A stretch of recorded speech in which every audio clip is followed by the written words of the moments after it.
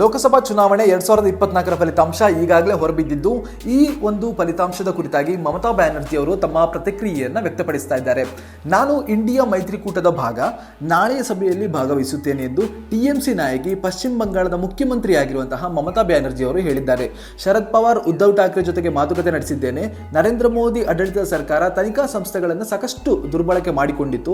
ಇನ್ನು ಮುಂದೆ ತನಿಖಾ ಸಂಸ್ಥೆಗಳು ದುರ್ಬಳಕೆ ಆಗದಂತೆ ತಡೆಯಬೇಕು ಎಂದು ಅವರು ಇದೇ ಸಂದರ್ಭದಲ್ಲಿ ಹೇಳಿದ್ದಾರೆ. ಇನ್ನು ಅವರು ತಮ್ಮ ಮಾತುಗಳನ್ನ ಮುಂದುವರಿಸಿ, ಲೋಕಸಭಾ ಚುನಾವಣೆಯಲ್ಲಿ ಬಿಜೆಪಿ ಕಳಪೆ ಸಾಧನೆ ಮಾಡಿದೆ.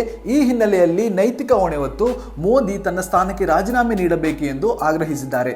ನಿಮಗೆಲ್ಲ ತಿಳಿದಿರುವಂತೆ ಈ ಒಂದು ಚುನಾವಣೆಯಲ್ಲಿ ನಾವೆಲ್ಲ ಒಗ್ಗಟ್ಟಾಗಿ ನಿಂತು ಬಿಜೆಪಿಯ ಬೆನ್ನೆಲುಬನ್ನು ಮುರಿದಿದ್ದೇವೆ. ಇಲ್ಲಿಯ ತನಕ ಬಿಜೆಪಿ ರಾಜಕೀಯವಾಗಿ ಮಾಡಿದ ಕುತಂತ್ರಗಳಿಗೆ ಇದೇ ನಮ್ಮ ಉತ್ತರ ಎಂದು ಅವರು ಇದೇ ಸಂದರ್ಭದಲ್ಲಿ ಮಾಧ್ಯಮಗಳೊಂದಿಗೆ ತಮ್ಮ ಅಭಿಪ್ರಾಯವನ್ನು ಹಂಚಿಕೊಂಡಿದ್ದಾರೆ. ಅದರ ಜೊತೆಗೆ ಅಯೋಧ್ಯೆಯ ಬಗ್ಗೆಯೂ ಮಾತನಾಡಿದ ಅವರು, ಅಯೋಧ್ಯೆಯಲ್ಲಿ ಶ್ರೀರಾಮ ಮಂದಿರವನ್ನು ಚುನಾವಣೆಯ ವಿಷಯವನ್ನಾಗಿ ಬಿಜೆಪಿ ಮಾಡಿಕೊಂಡಿತ್ತು. ಈ ಒಂದು ಕಾರಣಕ್ಕಾಗಿ ಅಲ್ಲಿ ರಾಮನ ವಿಗ್ರಹವನ್ನು ಇತ್ತೀಚೆಗೆ ಸ್ಥಾಪಿಸಿ ಅದರ ಒಂದು ಆಧಾರದ ಮೇಲೆ ಸಾಕಷ್ಟು ವೋಟ್ ಬ್ಯಾಂಕ್ ಅನ್ನು ಮಾಡುವಂತಹ ಒಂದು ಪ್ರಯತ್ನವನ್ನ ಬಿಜೆಪಿ ಮಾಡಿತ್ತು. ಆದರೆ ಅಲ್ಲಿಯ ಮತದಾರ ಬಿಜೆಪಿಗೆ ಸರಿಯಾದ ಪಾಠವನ್ನೇ ಕಲಿಸಿದ್ದಾನೆ. ಈ ಮೂಲಕ ಕೋಮುವಾದದಿಂದ ದೇಶದ ಅಧಿಕಾರವನ್ನ ಹಿಡಿಯಬಹುದು ಎಂಬಂತ ಒಂದು ಆಸೆ ಏನಿತ್ತು ಅದನ್ನ ಮತದಾರ ಮಣ್ಣುಪಾಲು ಮಾಡಿದ್ದಾನೆ ಎಂದು ಅವರು ಇದೇ ಸಂದರ್ಭದಲ್ಲಿ ಹೇಳಿದ್ದಾರೆ.